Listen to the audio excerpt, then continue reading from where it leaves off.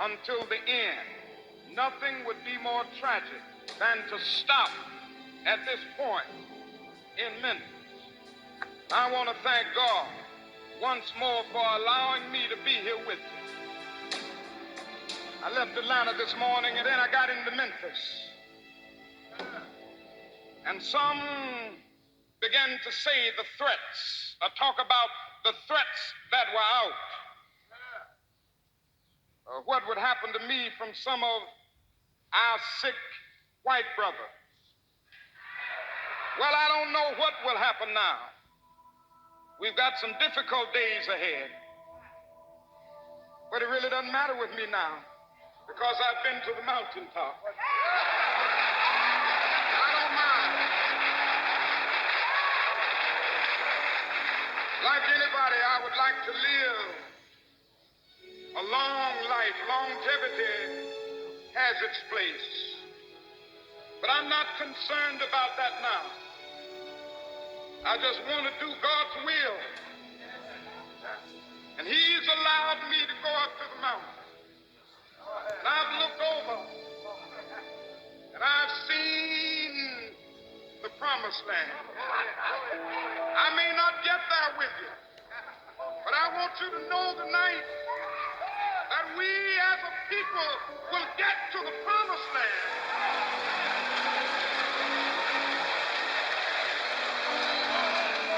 So I'm happy tonight. I'm not worried about anything. I'm not fearing any man. Mine eyes have seen the glory of the coming of the Lord.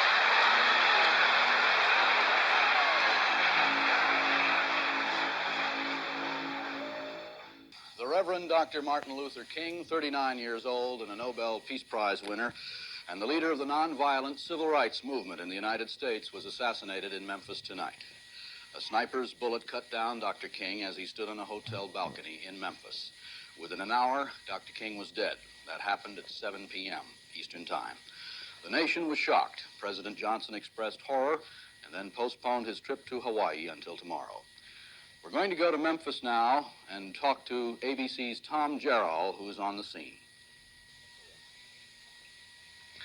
Here in Memphis, of course, a great deal of shock, a great deal of confusion, and a great deal of some violence. I can't say a great deal because I don't really know. I do know that police are very concerned, that the fire department is moving units around the streets, and that there is some rock throwing and some fires reported and some shooting. The full extent of at this time from this vantage point can't be assessed. The full curfew has been imposed on the streets of Memphis. Everyone except emergency vehicles are being cleared from the streets. The National Guard, which up on the hill, that was the musical director for Dr. King's group, Ben Branch. He was standing alongside Dr. King when the shot came that killed Dr. King. In fact, Dr. King was discussing tonight's musical program with Ben Branch at the very moment when the shot was fired. The shot, as I say, apparently came from an apartment building which had a number of floors and overlooked the motel. It was a very clear shot to the place where Dr. King was standing on the balcony discussing the situation with his aides. The police here in Memphis immediately issued a bulletin for a young white man dressed in dark clothes who dashed out of that building across the street. He dropped a Browning automatic rifle, which was fitted with a scope, on the sidewalk, and then he fled.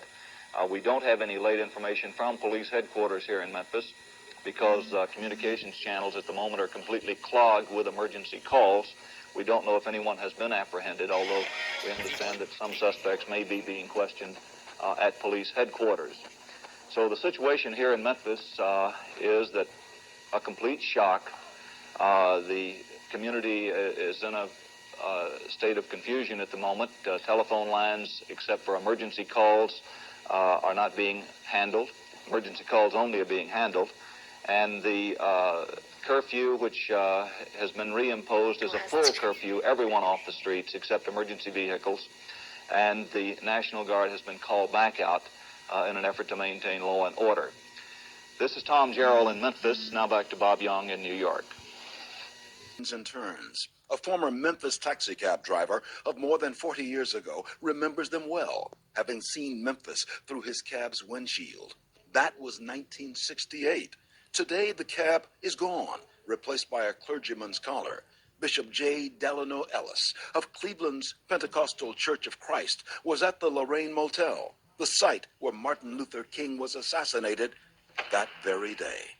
Ellis's cab company had sent him to the Lorraine to drive King and his entourage to dinner. I pulled up in the parking lot, little narrow parking lot, and I'm sitting there and I'm wiped off my windshield. The cab company radios him, telling Ellis to wait. Your passengers will come from their motel rooms to you in the parking lot, he is told. And I heard this loud backfire noise. No automobile backfire, but the crack of a rifle shot. The gun blast fills the air, coming from a building across the way where a gunman has perched. The gun sight was trained on Martin Luther King. And when I turned my head to look back, Dr. King was on the floor, the balcony outside his room, and his foot coming through the rail. I felt fear, I felt terror, I felt a lot of anger, and everybody was running up the steps. Blood was on the side of the door. Bishop Ellis does not see the gunman, later identified as James Earl Ray, but Ellis sees everything else. Ellis vividly recalls how Memphis police were there within minutes, some of them physically beating Ellis and others. Ellis does not understand why before police order him out of the area. For Bishop J. Delano Ellis, who walks the steps of this Cleveland church building on a daily basis, not a day goes by that he does not think of what he saw done to Martin Luther King that day in Memphis.